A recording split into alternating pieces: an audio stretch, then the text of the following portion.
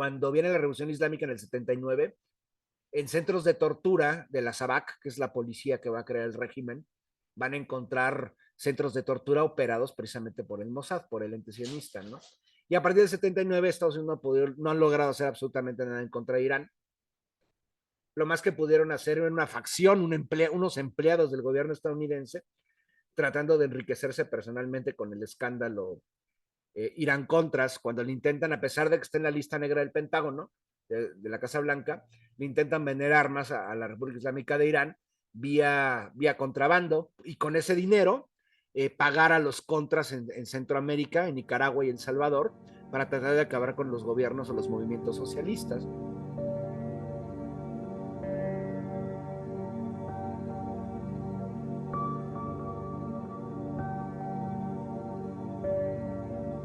Comenzamos por Libia. Libia, por ejemplo, tú lo dijiste ahorita, es uno de los estados más desarrollados de África. Bueno, lo era. Con el proyecto de la llamajerilla de Muammar Gaddafi, se convirtió en el estado más desarrollado económicamente de África, totalmente independiente, no, sin necesidad de préstamos de Fondo Monetario Internacional o de Estados Unidos, además de resistir durante décadas al imperialismo estadounidense. Era un estado que, pues, por ejemplo, tenía una de las mayores reservas de sólido, de oro, a nivel global, las cuales fueron robadas, por cierto, al igual que en Irak. Y bueno, en el proceso de destrucción de Libia, a partir de 2011, pues todo esto se perdió por completo, ¿no?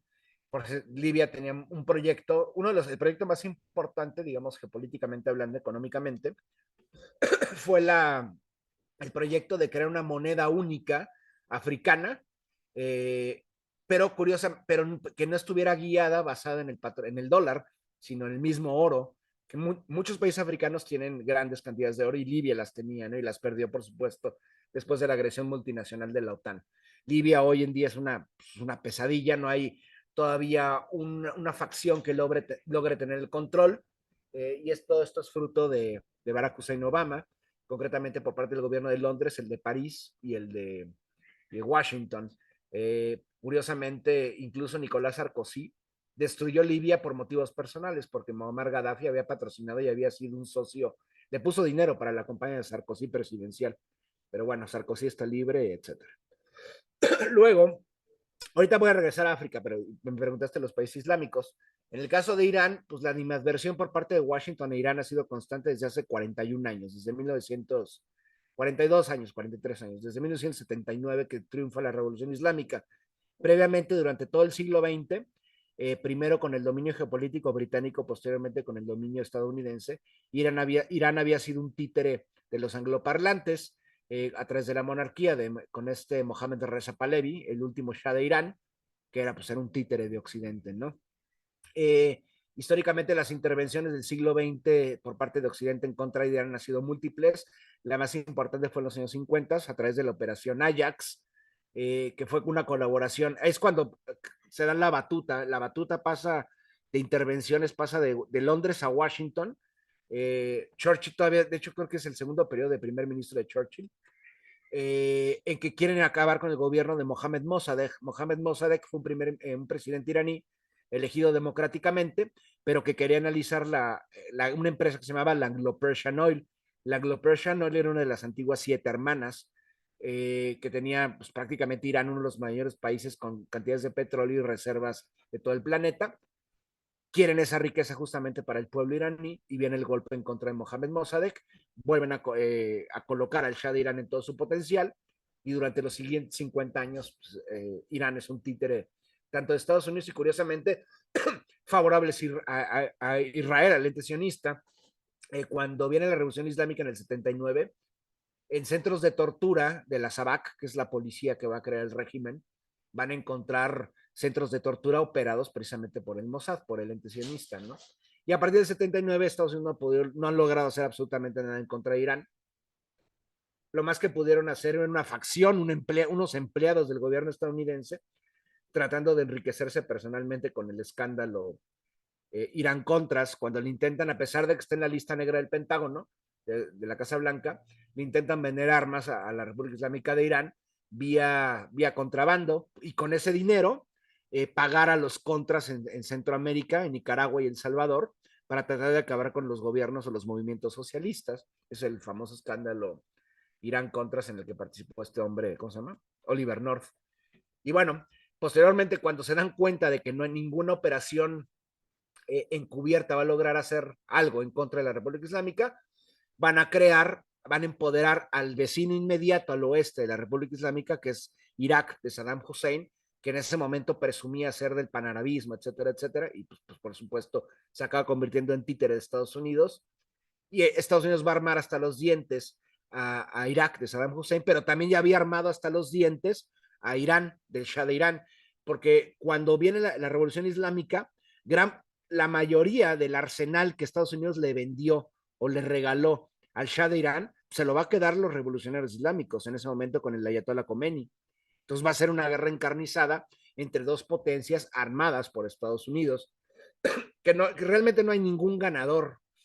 Muchos dirán que la República Islámica de Irán, digo, por parte de cada bando, 1 millón de personas murieron, entonces yo no creo que sea una guerra, no hay ninguna guerra que gane a alguien, ¿no? Realmente, y es la clase trabajadora quien pierde siempre. Pero más allá de esto, Estados Unidos tampoco logró fracturar así a la República Islámica, y finalmente a partir de ese momento comienzan las agresiones económicas, sanciones, guerra económica y por supuesto la retórica iranófoba, que también son expertos en Occidente, bueno, en Occidente y en Europa desde hace 2500 años, desde las guerras en contra del imperio persa aqueménida, luego sasánidas, luego partos, etcétera, etcétera. Entonces, también se la saben muy bien, ¿no? Son como los tres principales blancos, la República Popular de China, la Federación Rusa y la República Islámica de Irán. Pero curiosamente también hay otros países que usualmente no están acostumbrados a hacerle la guerra mediática o guerra económica. Por ejemplo, Pakistán, que hasta hace unos meses era gobernado por Imran Khan, el primer ministro, un exjugador de cricket extremadamente popular en suelo pakistaní, que buscaba vincularse al proyecto euroasiático ruso, chino y también iraní. Eso es muy interesante. A diferencia de lo que ocurre con Irán, que Irán es un país chií decimano, la República de Pakistán es un país de mayoría suní, son iranios en su mayoría, o sea, son, digamos, primos de los iraníes, pero son suníes en su mayoría.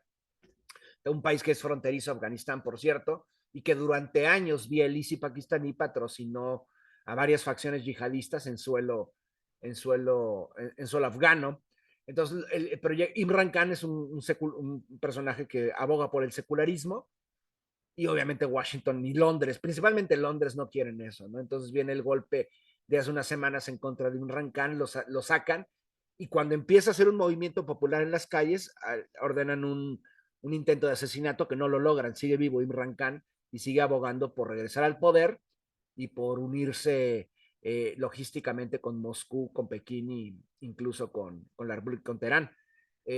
Por cierto, las relaciones también entre el gobierno de la India, de Nueva Delhi, y el de Islamabad sigue siendo terribles, brutales, ¿no? Entonces, no tanto por la India, pero es curioso, porque a pesar de que son países antagónicos, Pakistán y la India, que una vez fueron un solo país, ambas naciones buscan integrarse al proyecto multipolar chino, a diferencia y romper con Estados Unidos, al igual que Arabia Saudí, cada vez, sorprendentemente, cada vez se aleja más de Washington, ¿no? Entonces, digamos, y regresando a África, pero ya digamos el África subsahariana, por debajo del Sahel, realmente toda África se ha volcado al proyecto chino. O sea, hay inversionistas chinos en todo suelo africano, en Uganda, ya sea en la costa oeste o en la costa este africana, en el centro de África.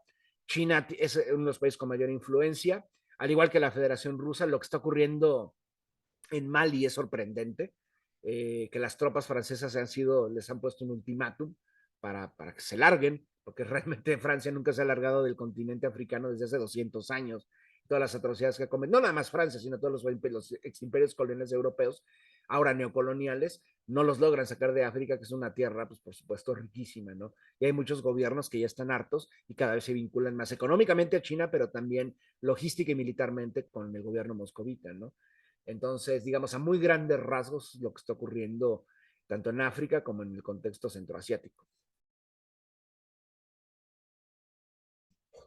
Sí, de hecho es curioso lo que dices de los países africanos que ya se hartaron porque hace poco vi que estaba el presidente Macron, ¿no? Diciendo que no se unieran a Rusia ni a China, ¿no? Porque son entes colonialistas.